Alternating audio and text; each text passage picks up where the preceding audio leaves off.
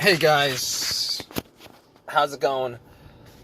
Okay, so I'm in a weird situation here. I'm at the park right now and I'm having car troubles. My car has been driving good.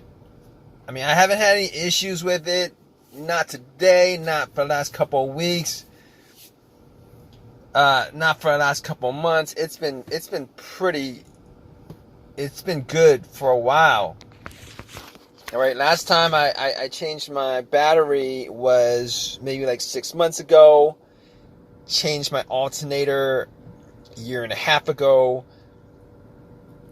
Ever since then, no issues at all. No issues at all. I was comfortable driving this, for, a long to places that's like far away. This car has been pretty much solid for me up until today. So basically, I'm at the park. I parked my car at the park and jogged around for about 2 hours, walked around, came back and tried to start it, and nothing. Like nothing. Like when I get into the car, everything works the same it's supposed to work. All the rings and sounds and stuff like that. The dash, all the lights are good. Radio turned on immediately. Blower motor works. Only problem is it won't crank. It won't crank at all. Now I've been trying to figure this out. Trying to crank it up like 15 different times. Try to crank it up, but nothing happens. So I've heard about these situations and that could be caused by a brake switch. If you guys didn't know, the brake switch is it pretty much is it's a part that turns the brake lights on when you press on the brake pedal. Also, if you guys have, yeah. So basically, I was like, maybe it's the brake switch. So I went to the back. I actually did ask somebody to check my brake switch, and I actually did take it out to put it back in. And then I did ask somebody to check out my brakes to see if they were good, and the brake lights came on. So the brake lights came on. So it wasn't the brake switch. So I was thinking to myself, okay, maybe it's the battery. Battery is fairly brand new. Maybe it could still be the battery. It's brand new, but it could still be the battery. So I was thinking to myself, let's turn the headlights on. And the headlights were pretty bright. But this is daytime, so it's kind of hard to tell. But the brake lights were fine. All right. So, but I wasn't having issues with any of the power in the car. The brake lights were fine. So I pretty much told myself, I mean, it could still. Oh man, I'm going off track right now. This situation is actually frustrating me. What was I talking about? Brake lights. The battery was good, I thought, and I opened up the hood. I was looking at the battery, trying to see if there was anything that could cause it not to put out the amount of power needed to start the car. I noticed that there was some corrosion. It was like a bluish, whitish corrosion around the terminal, and it wasn't a lot, but just to be sure, my terminals were kind of loose, and I kind of thought that could have been the problem too, but it wasn't loose enough where something like that would have caused like a disconnect. So anyway, I was able to wiggle it a couple of times, wiggle it off, and I had a can of Coke in my car that I was going to use after this whole entire, after my exercise, but I actually poured Coca-Cola, a can of Coke on the terminals, just to clean them up. if you guys don't know about that, it'll fizz up the corrosion or whatever, which it did. Most of it was off. I took some paper towels, cleaned it off, and they were pretty clean. It wasn't like it was covered in corrosion.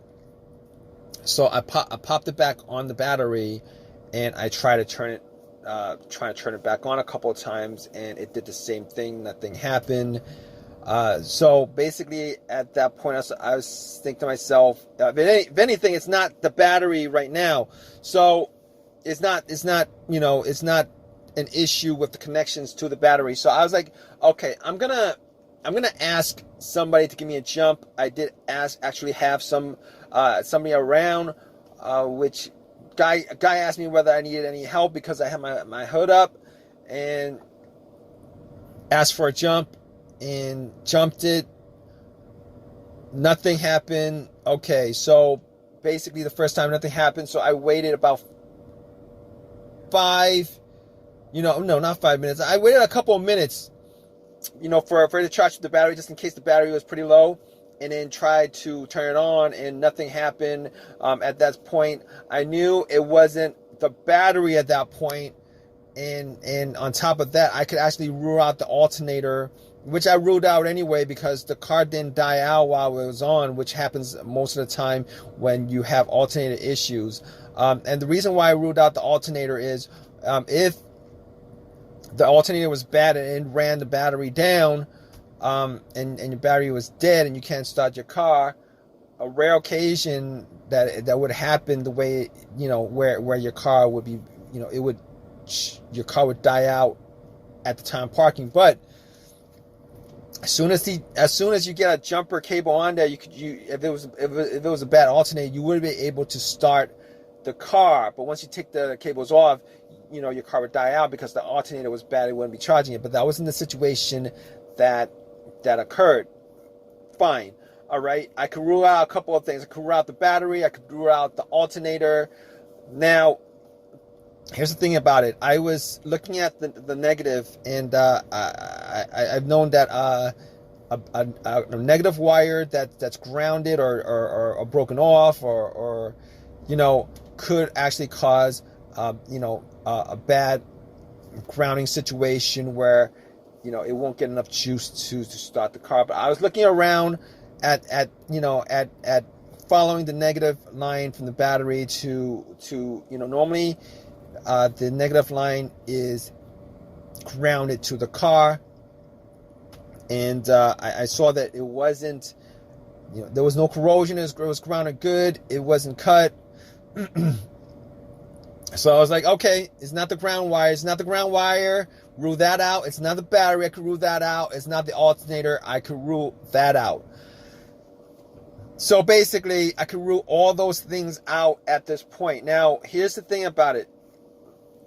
Every time I tried to start the car up, it would give me a click. There was like a faint click. Every time I tried to start the car up, there would be a faint click. It was like a click. So I was thinking to myself, let's check out the fuse box. So I took the cover off the fuse box. I was looking at the fuses, trying to see if there's any kind of issues with, any kind of burnt issue with any of the fuses. Now, I didn't have a fuse tester with me. So I really, it was really hard to tell which fuse is burnt and which is not, unless you actually went and took each fuse out and then looked at it. And some of these fuses are pretty small. See if there's any kind of burns in there. Now, I didn't have a fuse tester with me. I didn't do that. The fuses look fine to me. But here's the thing about it. Here's another thing that came across my mind. I thought it could have been maybe like the fuel line or the fuel pump. But I could pretty much rule the fuel pump out because just because there's no cranking. So if it was the fuel pump that was the problem, the car would at least crank up. Now, the fact that there's no cranking, I could just rule out the a fuel issue. It's either, so I was looking at the relays. see if it was the relays, and I don't think it's the relay. I ruled out the relay because I was hearing a click. Now, and that click was probably coming from the starter relay. For the most part, when you turn it on, power goes from the battery to the relay and then to the starter. So it's because I was hearing a click. Now, I didn't have somebody outside. Normally, you could actually feel the starter relay clicking when you click on it. Now, I'm not 100% sure that it wasn't the starter relay that was causing that clicking noise, but I'm pretty sure. Okay, now if I had somebody with me to just be out there and listen for it, and put a finger on the relay, normally it would, you would actually feel a certain vibration, a clicking vibration on the relay when you try to start it. But here's the thing. I didn't have somebody with me, but I did hear a click each time. So I'm going to rule out the relay. So basically we're ruling all that stuff out. I'm ruling the relay out. I'm ruling the battery, the alternator, the ground wire. If you guys are in this situation, you guys need to troubleshoot this situation. Obviously, you guys are going to just keep on ruling things out until you guys get to what the most probable issue is with your no start situation. But in this case, I could rule all that stuff out. Now, as far as the fuse is concerned, here's the thing. I didn't have a fuse tester, so I couldn't test out each and every one of these fuses.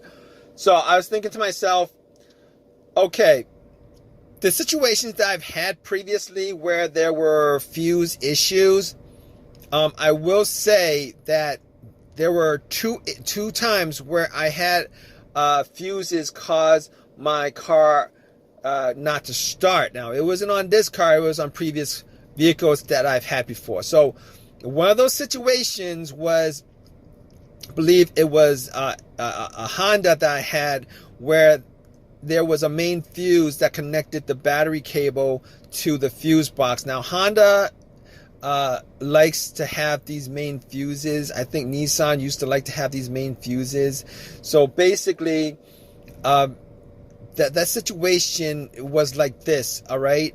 There was nothing working in the car. There was no electricity going to any portion of the car, all right? The clock, the car's radio didn't work, the clock didn't work. There was no lights, there was no sounds, the alarm didn't work, power, nothing in the car worked. It was as if somebody unplugged the battery from the car. All right, so in that situation, I was looking at it. It wasn't 100% obvious what the problem was, but after putting two screwdrivers and connecting the metal part of the screwdriver together, the car started. So at that point, I knew that it was the main fuse that was the issue. But in this situation, this is not the case, because everything in this vehicle, the electricity works. It's getting full power to everything. I have no issues with any other thing that's not working at all.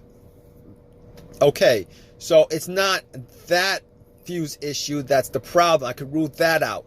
Now, the other fuse issue that I had that caused my vehicle not to work was a blown fuse, and the blown fuse was probably the fuse to the fuel pump. It was probably a fuse to the ECM, the car's computer, PCM. All right, that situation, I was able to get the car to crank. I was able to get the car to crank, but with that situation, I wasn't able to get it to turn over. All right, and whatever fuse that was, it wasn't either getting gas so that it turned over, but the starter was cranking up, not a problem. It just wasn't able to turn over. I heard every time you crank it, it would crank, but you would just not be able to turn the car over. Obviously, this is not the same situation. Obviously, it's not the same situation because I can't get a crank out of this car at all. There is no cranking at all. There's no slow crank. This car was not trying to crank at all. No cranking sound, just a click. Nothing coming from the engine as far as noise is concerned. So I could pretty much rule out those two scenarios as far as the fuses were concerned. Now, okay, so I can rule all that stuff out pretty much. All right, not 100% on the fuses and relays because I don't have anything to test it, but I can rule all that stuff out. All I'm left with this situation is just a couple of things. One of those things would be maybe the key fob. The key fob might be keeping the car from starting, maybe a security issue or something like that. Now, I did change out the battery to my key fob couple months ago. I did change out the battery because I was having a hard time getting it to unlock from a close distance. I'd have to get it really close up. But in those instances, it didn't actually cause my car not to start. So I'm ruling that out, considering the battery is no longer, it's pretty much a brand new battery on my remote. So what I'm pretty much left with in this situation is the starter. Now, the starter on this car, I bought this car used. It's never been changed before. And now, here's the thing with it. I didn't have any kind of symptoms of this situation as far as the starter is concerned. It wasn't like I had this situation a couple weeks ago, a couple months ago, etc., and then all of a sudden, it got worse and worse and worse and worse and worse. But unfortunately, I'm thinking at this point, after ruling all those things out, I'm thinking it could probably be the starter that's causing this issue. And it's not as an easy fix as all the other things that I've ruled out so far. But at this point, I'm not going to be able to get the car to start. Now, what I could do is, I was thinking maybe I could bump the starter, maybe take like a crowbar or something like that, a long crowbar, and start hitting it and try to start it. I haven't tried that because I don't actually have anything. I was looking around for a stick or something like that. Couldn't find a stick around the park that I could actually use for that purpose. So basically, I am stuck here in the park waiting for AAA to have to give me a tow back home so that I can sort this situation out and figure out what the problem is. But if you guys are still looking for a fix to your problem, just hold on. All right, I'm gonna once I get this, once this tow truck gets here and get home, I'm gonna work on it, see if I could definitively figure out what the situation is. All right, guys, just stay with me. I'm gonna give you guys a resolution to this problem, tell you guys what the all right, guys. So basically, it took 2 hours for me to get a tow truck to my car, and had my car towed back home. At that point, I went through all the things that I've ruled out, just to double up on, just to make sure that everything that was ruled out was not the cause of the problem, of no start problem. And I could verify through testing and everything that everything that I ruled out was not the cause of the no start issue. All right, which pretty much left me with a starter problem, pretty much. Now, I couldn't confirm it until I took everything off, which I did. Put a cable from the battery directly to the starter, and nothing. It did not do a single thing. Now, the connections were rusty, but clean it off, put it put the cable from the battery to the solenoid of the starter, and it still didn't work. So at that point, I confirmed that it was a starter that was causing the no start. Went to AutoZone, took it to AutoZone, and they got, I pretty much got a rebuilt, remanufactured starter, because a brand new one would have costed me twice as much. I didn't want to do that. Didn't want to spend that much money on it. So I got the remanufactured starter, popped it in, turned on, and it worked. It turned on, it worked. You know, started my car up a couple of times. It turned on, it worked. So cranked up without a problem. So it turned out to be the starter itself. All right, guys. So if you guys are still with me, here's the thing. All right, 90% of what I went through, if you guys are having this similar situation of a no crank, no start situation, I'm pretty sure that you guys could pretty much rule out most of that stuff to get to the main cause of your starter issue. All right. Now, if you guys went through everything and you guys are still having the same issue, I'm pretty sure it's your computer that's causing it. But that's a really big step to take as far as troubleshooting is concerned, about actually looking at the car. But if this video has helped you guys out in any way, please give me a thumbs up. Please subscribe. Please, if you guys have any comments at all about this video, please leave your comment in the comment section. All right, guys, take care.